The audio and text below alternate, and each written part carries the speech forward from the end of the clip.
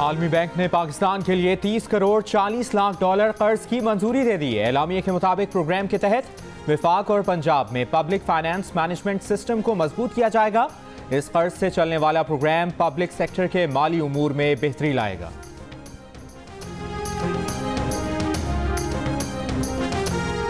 पाकिस्तान में corona test मुस्बत आने की शरह में मुसलसल इजाफा। अस्पतालों में मरीजों की तादाद और अमवात भी बढ़ गई। National command and operation centre के इजलास में ब्रीफिंग। इजलास को बताया गया कि मुसलसल 5वें रोज कोरोना के मुस्बत केसेस के तनासुब में इजाफा हुआ। मुजफ्फराबाद, हैदराबाद, कराची और गिलगित में मुल्क भर के दीगर इलाकों से ज्यादा केसेस सामने आ रहे हैं। पंजाब में कोरोना के मरीजों के अस्पताल में दाखिले की शरह भी बढ़ रही है। पाकिस्तान में इस वक्त कोरोना से अमवात की शरह 2.06% है, जबकि दुनिया भर में ये शरह 2.72% है।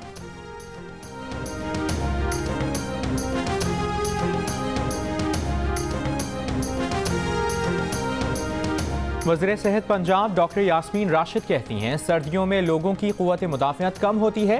कोरोना बढ़ने के ज़्यादा इम्कानात हैं। केसेस बढ़ते रहे तो सूरत हाल काबू से बाहर हो सकती है। तर्जुमान बलूचिस्तान हुकूमत लियाकत शाहवानी ने कोयटा में ऑपोजिशन के जलसे से कोरोना फैलने का खदशा जाहिर कर दिया।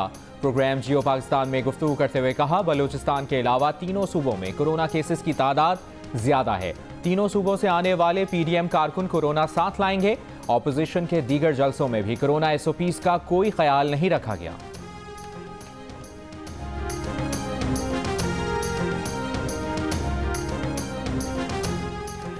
इमरान खान की हुकूमत डमी है जो जनवरी से पहले चली जाएगी।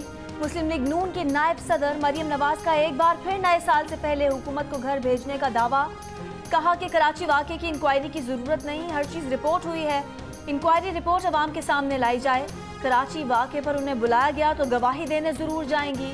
बोली, हालात और वाक़यात ने साबित किया कि गलत फैसले के असरात सामने आते हैं। हुकूमती मुशीर अपनी खिदमत मिटाने के लिए बयानबाजी कर रहे हैं।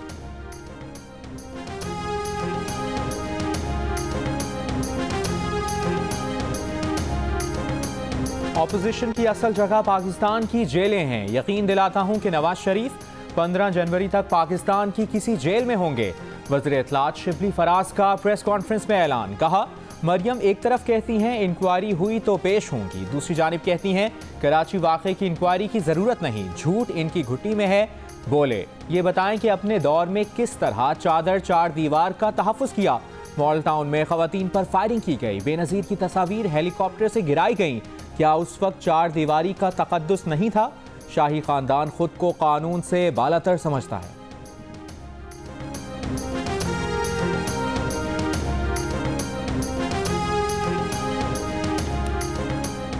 वज़ीर इत्तलात पंजाब फयाजुल हसन चौहान कहते हैं, मिक्स अचार पार्टी की आशा, तमाशा और भाषा सारा पाकिस्तान जान चुका।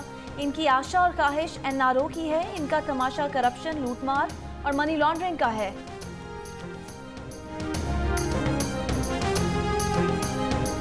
नैब मुकदमात में मुल्ज़मान को तवील हिरासत में रखना नाइंसाफ़ी होगी। मुआशरे या ट्रायल पर असरअंदाज होने का खतरा हो तो ही मुल्ज़मान को गिरफ्तार रखा जा सकता है। पुरतशद्दुद फौजदारी और वाइट कॉलर क्राइम के मुल्ज़मान में फ़र्क करना होगा। सुप्रीम कोर्ट में आमदन से ज़ायद असासों के मुल्ज़िम की ज़मानत के केस में सुप्रीम कोर्ट के रिमार्क्स। जस्टिस उमर अता बंदियाल ने रिमार्क्स दिए कि मुल्ज़मान को गिरफ्तार करने के अलावा और तरीके भी इस्तेमाल हो सकते हैं। सुप्रीम कोर्ट ने एहतसाब अदालत लाहौर से ट्रायल में ताख़ीर की वजूहात मांग ली।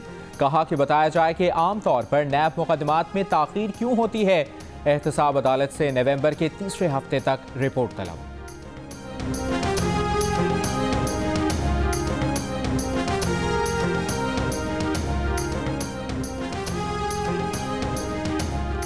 FATF के वर्चुअल इजलास का आज तीसरा और आखिरी दिन।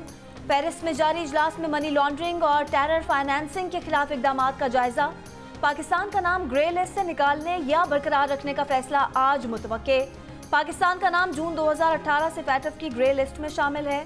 तर्जुमान दफ्तर खारजा का कहना है कि FATF में सऊदी अरब की पाकिस्तान की मुखालफत की खबर झूठी है। पाकिस्तान और सऊदी अरब ने तमाम इलाकाई और आलमी मामलात में हमेशा ताउन किया है।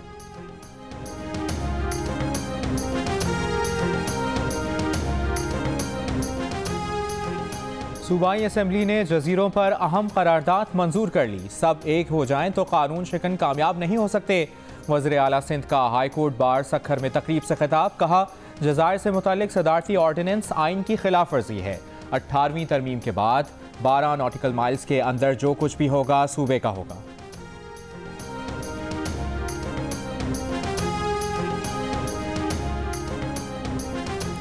सिंध हाई कोर्ट में सिंध के जजीरों का इंतजाम विफाक के हवाले करने के खिलाफ दरख्वास्तों की समाअत। जब तक जज़ायर का तनाज़ा हल नहीं होता, इन पर कोई तरक्याती काम शुरू नहीं होगा। ऑर्डिनेंस आखिरी फैसला नहीं है, इसमें तरमीम भी हो सकती है। अटॉर्नी जनरल खालिद जावेद के दलाइल। बैरिस्टर शहरियार महर ने कहा कि इस मामले पर सिंध हुकूमत से कोई मुशावरत नहीं की गई। अदालत ने दरख्वास्तों की समाअत 13 नवंबर तक मुलतवी कर दी।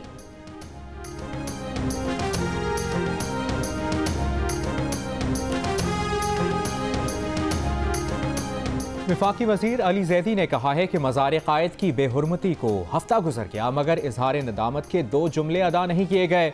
अपने एक बयान में उन्होंने कहा कि कायद आज़म हम शर्मिंदा हैं। कायद आज़म हम आपको बताना चाहते हैं कि इमरान खान इनके ताक़ुब में है। वज़ीर आज़म पाकिस्तान इन उबाशों से आपका पाकिस्तान पाक करके ही दम लेगा। और इस्लामाबाद चिड़ियाघर के हाथी कावन की मुंतकिली के लिए कंबोडिया की हुकूमत ने परमिट जारी कर दिया। तफसीलात इस्लामाबाद हाई कोर्ट में जमा करवा दी गई। कंबोडिया की हुकूमत का जारी परमिट 9 अप्रैल 2021 तक काबिल इस्तेमाल तस्वुर होगा।